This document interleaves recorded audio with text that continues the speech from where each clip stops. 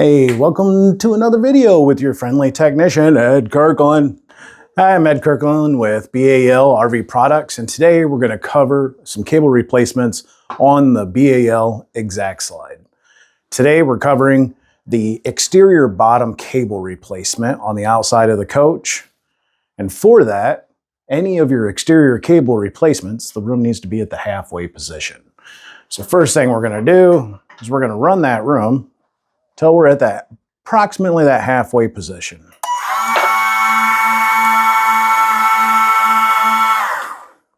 At this time, you'd use a jack and a 2x4 and you'd support your box from the outside. We're not going to do that in this video, seeing that this is our trainer mock-up to show you the process of replacing a cable. However, that's something you'll need to do out in the field.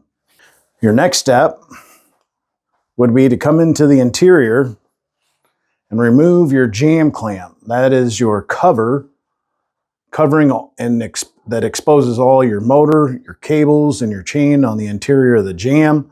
The jam clamp needs to be removed by removing all the screws all the way down and then folding this out and away from the cables. Once again, this is trainer mock-up, so I already have access to the interior, so I don't need to remove any jam clamp.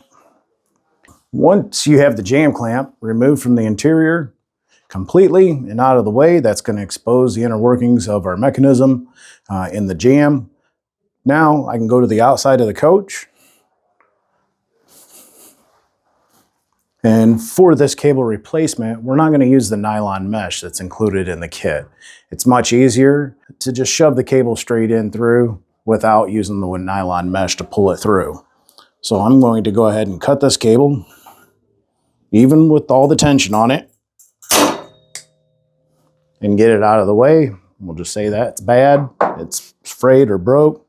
Come back into the interior of the coach, and I'm going to grab the cable and pull it all the way through the system. Now it's just hanging there. I'm going to take my T20 bit for the screws in the chain connector.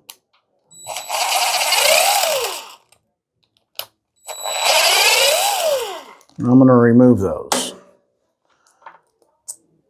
Pull the chain connector off of the chain, and we can go ahead and discard this. We no longer need it. As the new replacement will connect directly to the chain, there's no need for a chain connector. From this point, we can go to the outside of the coach and start to feed our new cable in. Kit number 21700147. That is your outside cable replacement kit. In the kit, you're going to have a new cable. You're going to have the nylon mesh if you wanted to tape it on and pull it through. Henry's got a really good video on our website showing that for the top cable. You also have a new rubber grommet, so you can discard your old one. Usually these get exposed to the elements and they start to dry rot. I'm going to unwind my cable.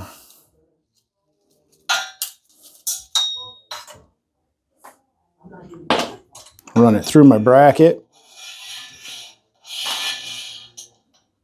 And then insert the new rubber grommet where it's just lipped on the outside and on the interior.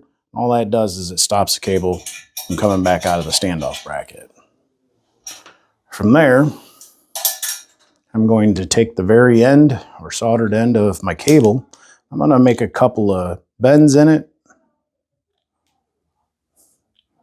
to mimic the pulley.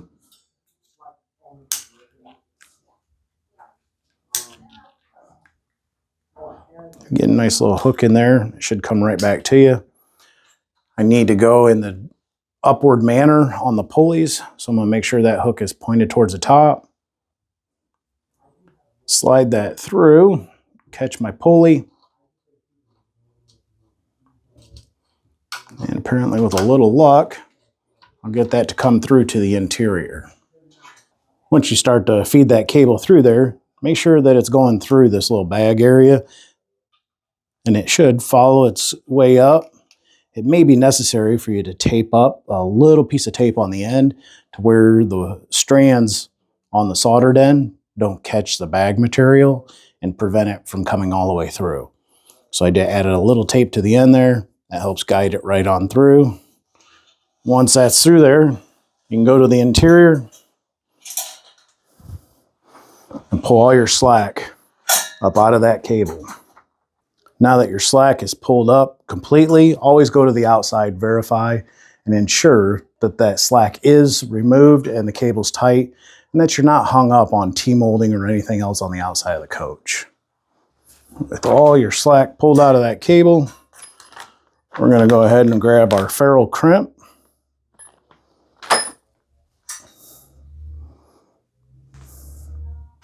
We can go ahead and take that tape off the end of that cable now. You got 2 slots in there in your ferrule. I'm going to pass it through one side, let that all fall down, and I'm going to go through the second opening in the chain. We don't use the first opening in the link because that's where the link was cut at. That could be the weakest link in the chain. So go to the second opening. Doesn't matter if you go forward or backwards, either one will work. Pull the slack through. And then back through our ferrule.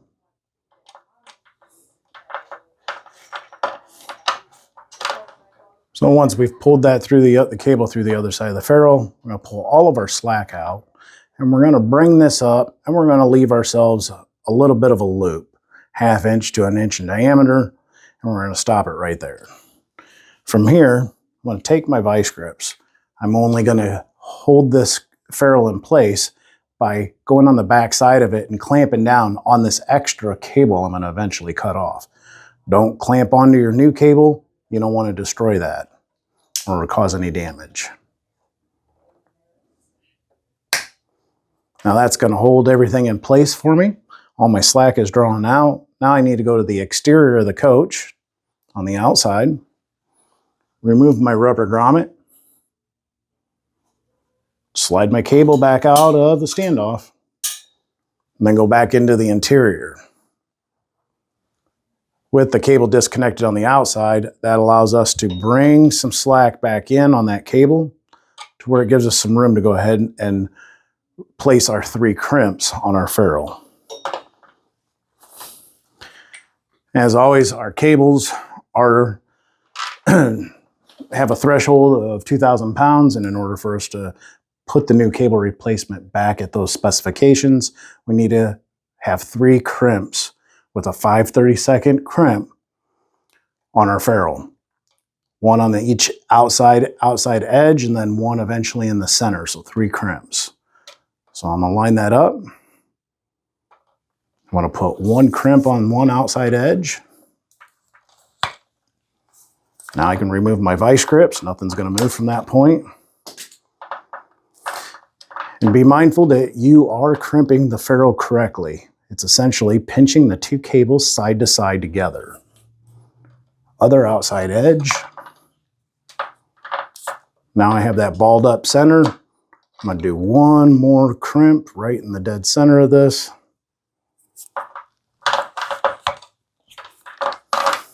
And the crimping procedure is done. Now we're back at that 2,000 pound threshold for the cable.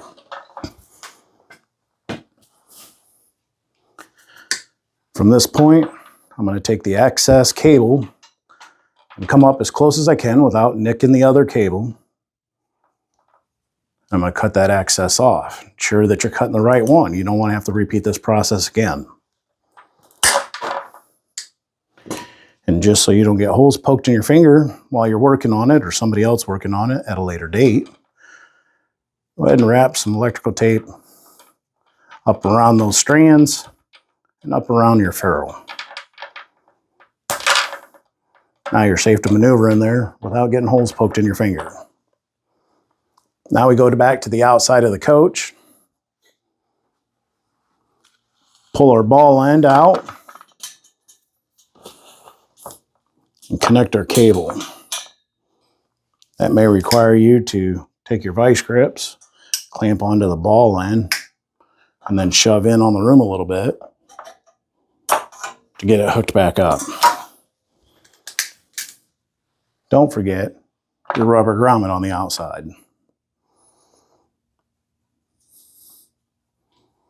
That's going to stop that cable from sliding out of the standoff. Now that your cable replacement is complete, now we're worried about retensioning the room. Retensioning the room is going to require you to have the room in the fully retracted position. But before we do that, we're going to want to reinstall that jam clamp, because you should never cycle that room with the jam clamp off. That could cause permanent damage to the extrusion itself, because you're only screwed down from the outside.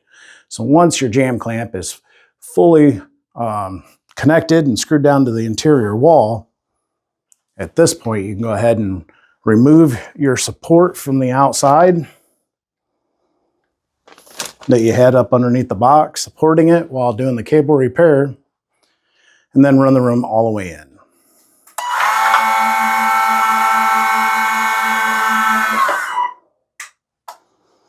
Once that room is at the fully retracted position or all the way in, we're going to remove the jam nuts that were originally on here. There'll be a 7/16 at the top and the bottom, and we're going to loosen up on all of our adjustments, but only on the side we did work on. Now that the room's fully retracted, jam nuts are loose and taken off, and the top cable especially has no tension on it whatsoever. Now I can go through my adjustment process using your tension gauge, if you have one, over and under on the cable, starting with my bottom cable first. And I'm looking to take this down to the BTM, and I'm pretty close. I need to go ahead and add a little bit more to that. Vice grips on that smooth portion of the barrel of the adjustment stud. Take my 3/8.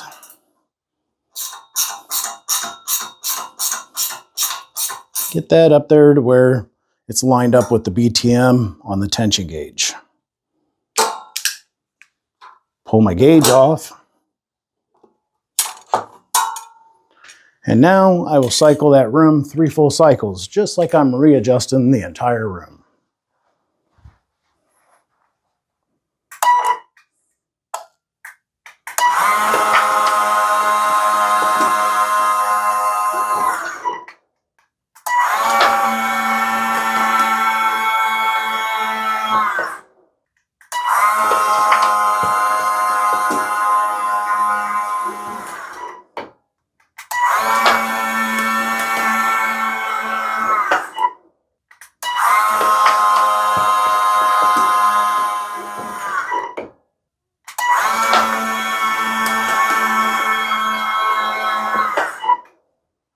Now that room has been ran 3 full cycles, we're going to go back down to the bottom cable,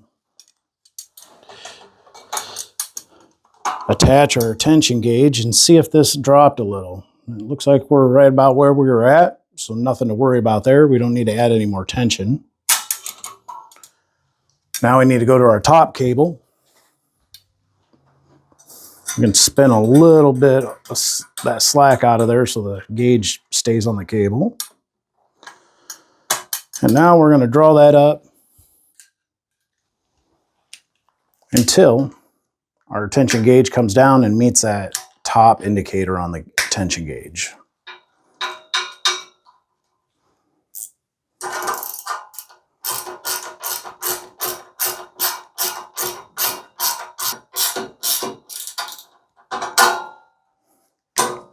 Once you've completed that, this will equal 1/2 inch deflection on the top cable, 1/4 inch deflection on the bottom cable. 1/2 inch up and down, 1/4 inch up and down on the bottom cable. That's what the gauge is putting you at. Now the last thing to do is go ahead and put your jam nuts back on the cables to ensure that your adjustments don't loosen up on you. I'm going to do that on the bottom as well as the top. All 4 corners should have these jam nuts on there. And then we're going to jam it tight up against the 3/8 nut.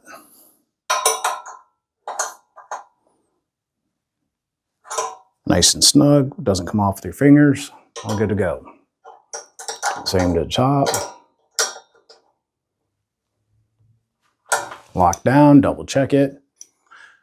Now you don't have to worry about traveling down the highway and the nut rattling loose. It's kind of like your anti-vibration foam block on your AccuSlides. Last but not least, the very last thing you're going to do is locate your motor controller.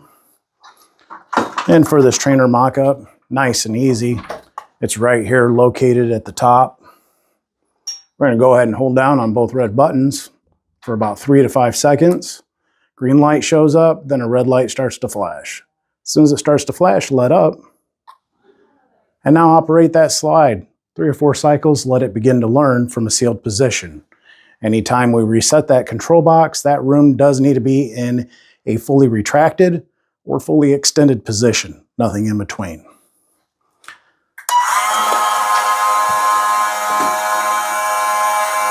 Operate your slide. Ensure that it's sealing in both directions and that your tolerance of timing is no more than 2 inches at a time. Anything up to 2 inches is acceptable, and that's normal function of the slide system. If it's outside of 2 inches, we may want to think about changing that control box.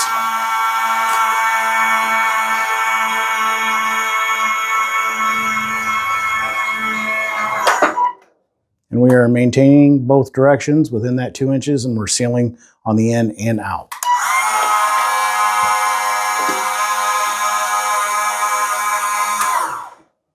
And that's your cable replacement for the bottom outside exterior cable.